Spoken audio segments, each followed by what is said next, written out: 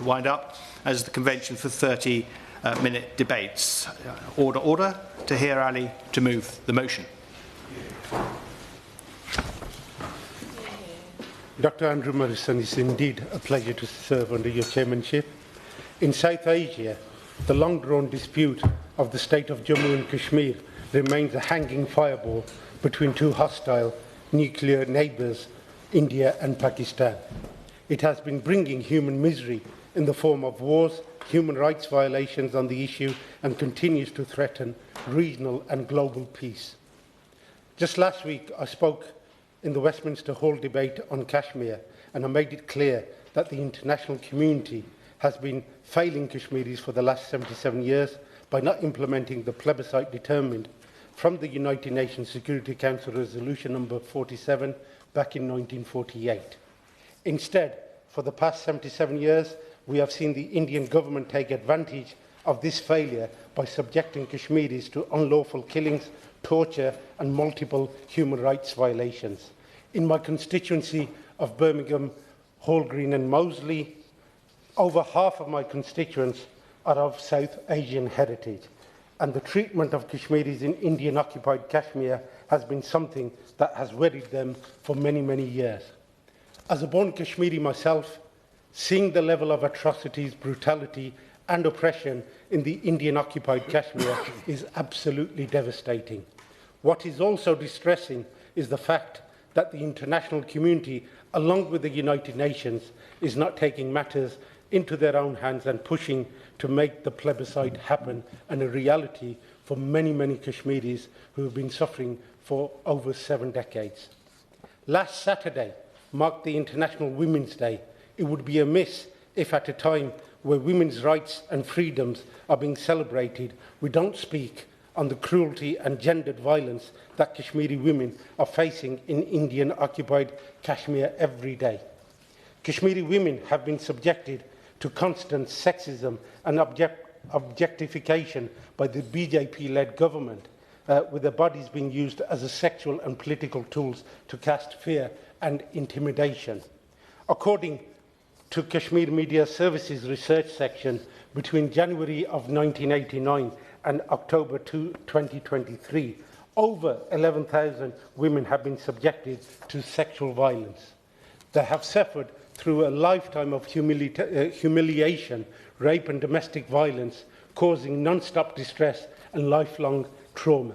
A form of repression being used against women in Indian-occupied Kashmir is enforced disappearances. Women are by far the biggest victims of this conflict. They are being forgotten and deserted by the international community.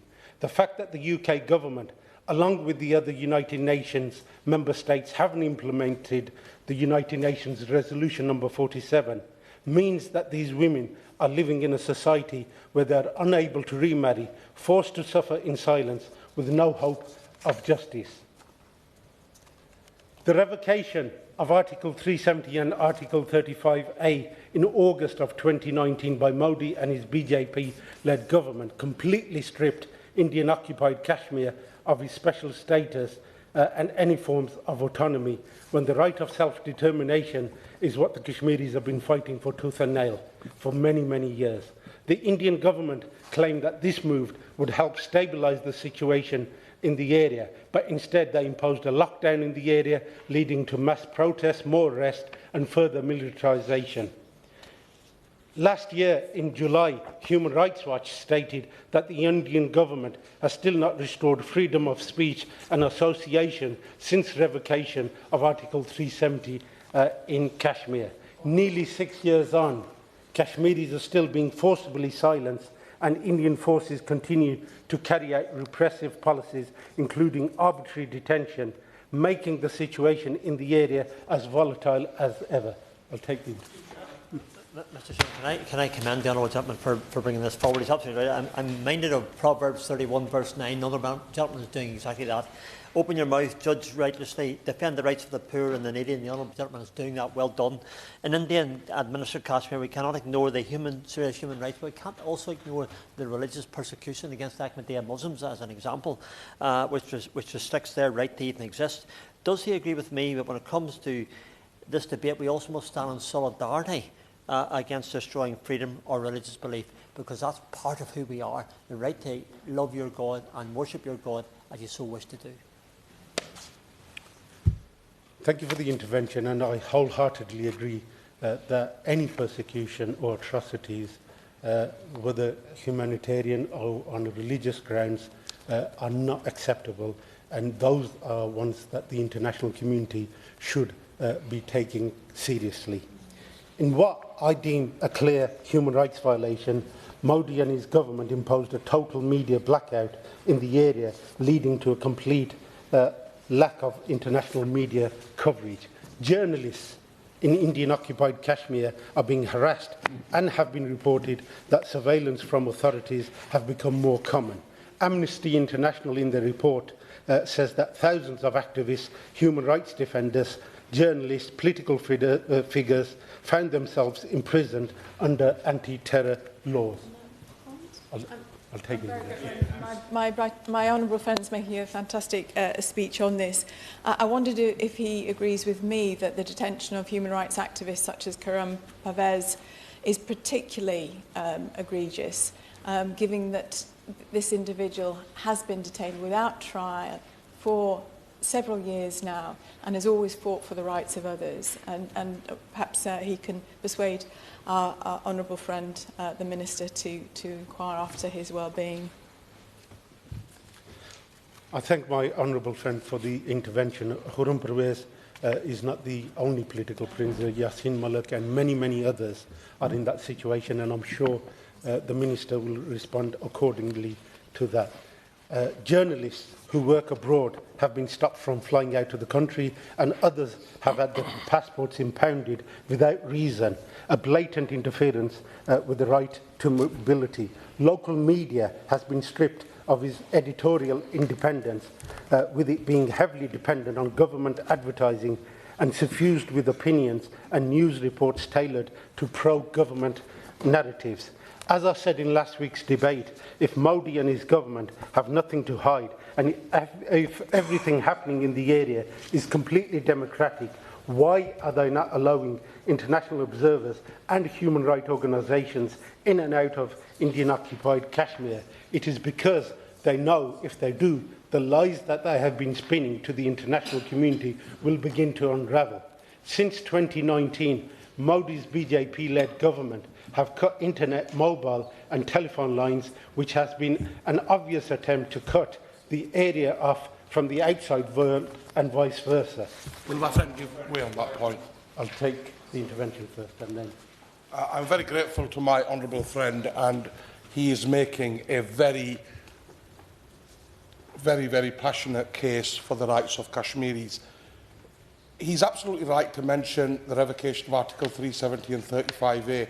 Will he agree with me that it was in direct contravention of international law and a clear attempt by the right-wing Modi government to quash the Kashmiri struggle? And is he as concerned as I am at the lack of international condemnation? I thank my honourable member for Bradford for the intervention. Him and me are on the same page when it comes to Kashmir and the struggle for Kashmiris. The violation of international humanitarian law is one that should not fall on deaf ears of the international community. I'll take the second intervention. Thank you, Dr. Morrison, and it's I'm grateful to my honourable friend for giving way. I would like to commend him for securing today's debate. I wanted to raise this very specific issue about internet communications, which has been raised with me by constituents in Reading Central. It's a very great concern to many people. Does he agree with me that whilst it's important that India and Pakistan agree a way forward and solve the issues in Kashmir, that the needs of local people within Kashmir the views of local people need to be taken into account? Absolutely bang on point, and thank you for the intervention, because the outcome of the plebiscite has to be one where the Kashmiri people decide, and it is their future and they are entitled to decide that. I'm going to make a bit of progress before taking the next interventions.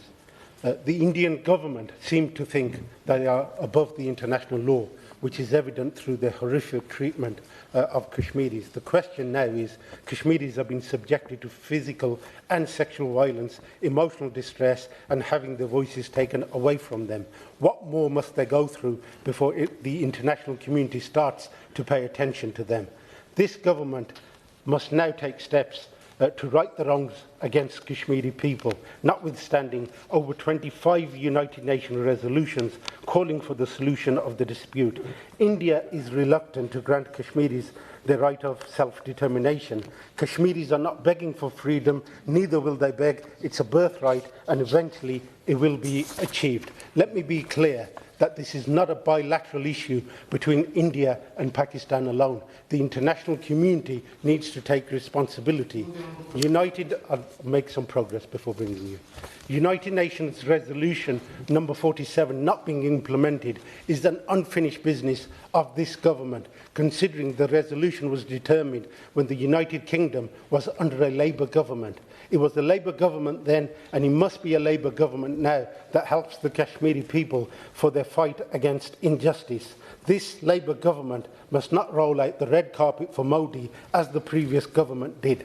The UK government must now push for the long overdue plebiscite and hold India accountable for their actions against Kashmiri people. I take the intervention. I thank the honourable member for giving way. He makes some very important points which were raised last week. Does the honourable member agree with me that, as he said, it's not just a bilateral issue between India and Pakistan, but by virtue of the origination of the problem in the first place, i.e. Lord Mountbatten being instrumental, that Britain has an important role to play? And is he concerned with what the Minister said last week, that this was a matter which should be left with Pakistan and India to resolve themselves? I have been on record in placing my dissatisfaction, not only as a born Kashmiri, but for the Kashmiris that are seeking injustice, that this is not a matter for India and Pakistan alone. Successive governments have took that view, and it's not a view I subscribe to, and I do not believe it's the view that this current government should be subscribing to. The world cannot afford to ignore Kashmiris any longer, because it is a matter of humanity and justice. The goal for Kashmiris have always been to self-govern and the right to self-determination. The right to self-determination is not a privilege, it's a fundamental human right, and the United Kingdom must do everything in its power to help Kashmiris towards that. This is an issue of international significance on which the UK should take a leading role, given its historical involvement in the current situation. These rights are further secured by the protected by the Charter of Universal Declaration of Human Rights 1948. The right of self-determination embodies the basic rights of people for making the decisions for their destiny. We have an international obligation to support peace and equal and just treatment of all humans. What happens or is condoned in Kashmir has both regional and global ramifications, and it is thus vital that we take sincere steps towards, right now, to act in good conscience. Thank you. The question is that this House has considered government support for human rights and peace in Kashmir. Minister.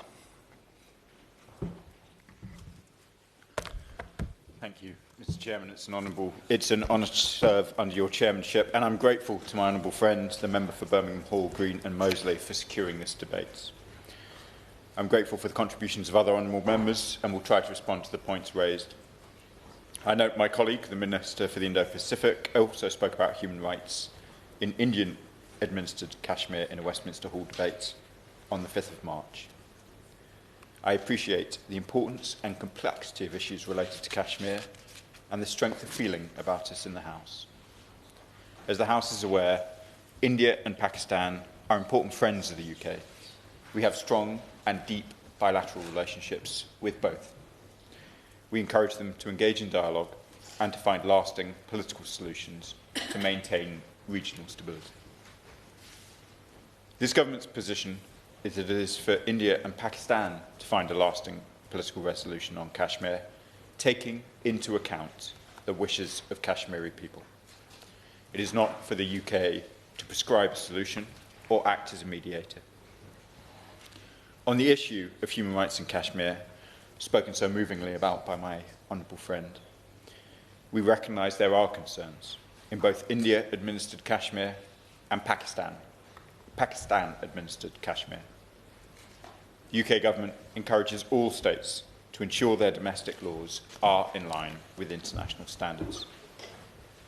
Our position is clear.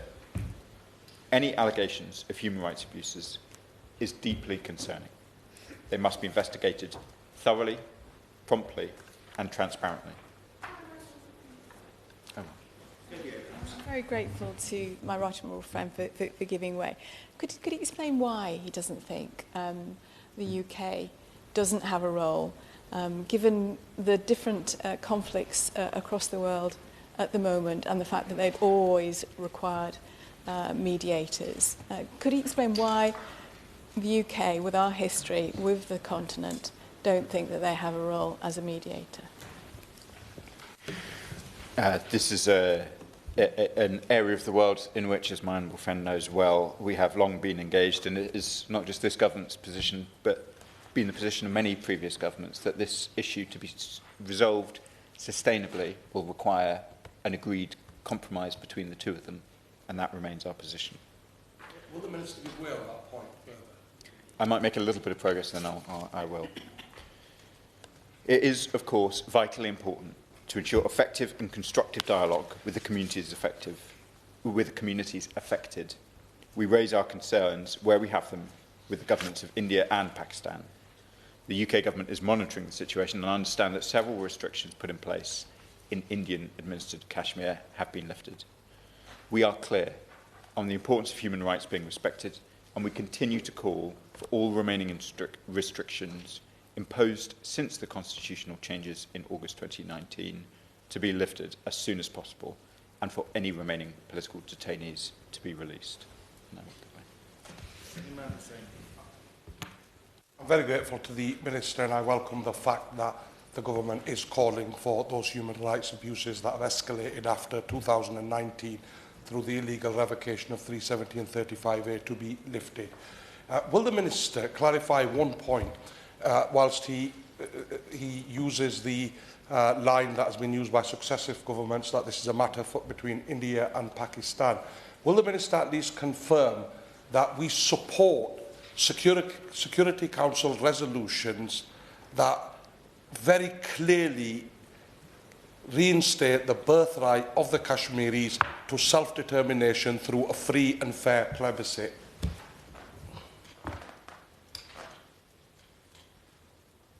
For those, and I thank my honourable friend for the important question, it is our long-standing position, as you know, that for India and Pakistan to find a lasting political resolution on Kashmir, it does need to take into account the wishes of the Kashmiri people, but I don't want to go beyond the existing position as I've set it out. So take the Honourable Lady's intervention when the Honourable Lady asked why was the UK government not taking, doing more to try and bring a peace. Is it possible that the United Kingdom government could be the mediator, the honest broker, to bring parties together, to give ideas for solutions, to find an honest way forward? I think that's maybe the thing that we're all seeking to see could happen. I thank the honourable member for his question, and I know his long-standing commitments to issues of peacemaking and mediation. We continue to judge that it is not for the UK to prescribe a solution or to act as a mediator. Returning to the points raised about human rights, I want to address some of the issues about the role of journalists, which are so important. The UK government is aware of reports of the detentions of a number of journalists in Indian-administered Kashmir. We are clear on the importance of human rights being respected. We continue to call for any remaining restrictions on journalists to be lifted as soon as possible, and for any remaining political detainees to be released. Let me also turn to the specific case raised by my honourable friends. I'm aware that in May 2022, Yasin Malik, an Indian national, was sentenced to life imprisonment after being convicted of funding terrorism. I'm aware he's been in custody ever since. It's not for us to comment on an independent judicial process in another country. However, we encourage all states to ensure their domestic laws adhere to international standards for free and fair trials, and the treatment of detainees must respect international obligations. Would you want to give... I will, and then I will. It's precisely because of the language that's being used by the Minister that undermines the position of Britain on a global platform. And that position is, on the one hand, we champion the rights, the human rights, and any violation of international law, we are very selective when it comes to applying sanctions. And when we see a global economic power such as India, we're very reluctant to impose sanctions, and we use language like this is a matter for India and Pakistan. We would reach out to them, invite them to negotiate, but we're not going to actually uphold that international law.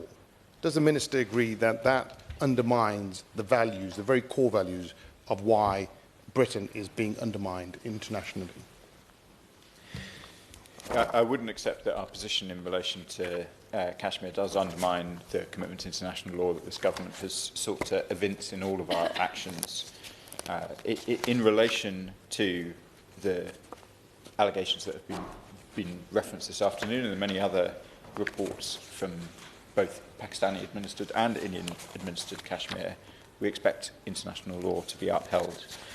We continue to have our principled position on these questions. We will continue to... I'm going to give... I will give way to my colleague who I haven't yet let in before I do, if that's okay. Thank you, Minister, for giving way. On the point that you raised about the fact that there was a trial process in India in relation to Yasin Malik, I believe that if one looks into that case and how the trial was conducted, it was quite clear that no proper due process laws were followed. So, for example, he was actually in a prison cell at the time his so-called trial was taking place. He wasn't even able to communicate to the people who were trying his... he wasn't even able to see anybody who was actually sitting judgment on him. And these are facts which I'm not saying, these are actually being documented. So it's quite clear that the trial he went through was actually not a trial at all. And therefore, in light of that, is it not right that this is an issue where perhaps we should be asking the Indian government about the process they've done in relation to Mr. Yasin Malik? I thank my honourable friend for her question and her long commitment on these issues. I will state that we do encourage all states to ensure that their domestic laws adhere to international standards for free and fair trials, and that is seen through fully, and I will give way. I'm grateful to the Minister. He's been very sparing with his time. And I welcome the fact that he makes the position clear on behalf of the government that we will call out human rights violations in that region and condemn the violations that occur. But will the Minister also confirm that in line with our policy and in line of our international obligations, any future trade deal in that region, and I promote trade deals in that whole region, India, Pakistan, Bangladesh, because I think there's a great deal to offer, will not be at the expense of human rights abuses against Kashmiris? I thank my friend for his important question. We remain committed to the promotion of universal human rights. When we have concerns, we raise them directly with partner governments, including at the ministerial level. That is undertaken completely separately to any negotiations of trade agreements, although they are part of building open and trusting relationships with important partners, which allows for some of those free and frank discussions about human rights. I'll try and round off, if I may, Mr. Chairman, on the question of detainees. We welcome reports that some detainees have been released, but we remain concerned by some ongoing detentions. I note that the people of Indian-administered Kashmir have recently used their collective voice, with a 64% turnout in state assembly elections last October. in happily what was largely a peaceful electoral process. We also note that the State Legislative Assembly in Srinagar has now been restored. To conclude, I want to reiterate that India and Pakistan are long-standing and important friends of the United Kingdom. We encourage both to engage in dialogue and find lasting diplomatic solutions to maintain regional stability. The UK government's position is clear. Any allegations of human rights abuse is deeply concerning and must be investigated thoroughly, promptly and transparently. The UK has, in recent years, raised our concerns with the governments of India and Pakistan. Thank you. The question is that this House has considered government support for human rights and peace in Kashmir. As many as are of that opinion say aye. Of the contrary, no. I think the ayes have it. The ayes have it. Order, order. Suspended until 4:30.